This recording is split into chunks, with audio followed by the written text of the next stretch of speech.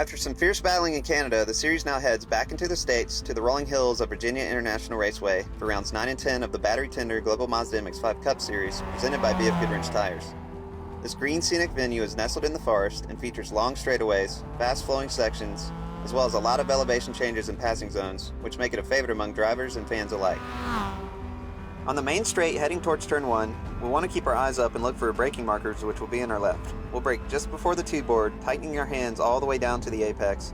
You'll notice this is an increasing radius corner, which means we can get back to bigger throttle as the track's always opening up and helping us out. Now approaching turn 3, this is a difficult corner because the track forces you to approach it at an angle.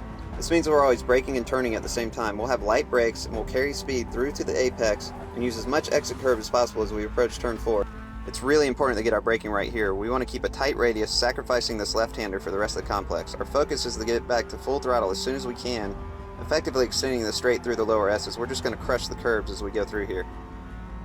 On the short straight, it's pretty interesting here because we can see the road winding up the hill, and it gives us a lot of anticipation for the rhythmic section we're about to get into. We can help ourselves out by taking a later apex at the first curbing, and then just crushing the curbs as we go through, trying to keep the throttle flat. And we'll also keep it flat through this right-hander, setting up for South Bend. This corner really puts the driver's stomach in his throat as there's a huge elevation change right after the apex. We'll just brush the brakes and immediately get back to some maintenance throttle, crushing the curb on exit and diving down towards the oak tree turn. This is a difficult decreasing radius corner. The track's always tightening up on you here, but you really want to focus on getting this last apex, getting back to big throttle, and using all of the exit curves so that we can carry as much speed up this long uphill straight as we can. At 3/4 of a mile, this is an incredibly long straightaway. The draft is going to have a huge effect here. If somebody's drafting behind you, you're almost certainly going to have to defend, but assuming nobody's there and we're on a hot lap, we'll just stay to the right and wait to crest this hill, and we'll have to get our eyes ready to pick up some reference points that'll be on our right, and we'll use those for this next complex of corners. We're going to have to dance the car under the brakes, hugging this left-hander so that we can maximize our radius through this downhill right.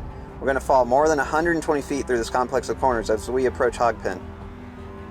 This part's tricky, but we'll straighten our hands as much as possible as we go to the brakes, and the car will fall down this hill, but we'll try and get the car to take a set as soon as possible, and we're just focused on keeping our speed up and opening up our hands as much as the track will allow. We'll run it all the way out to the exit curb and carry that speed to the start-finish line, which will hopefully give us a great lap time.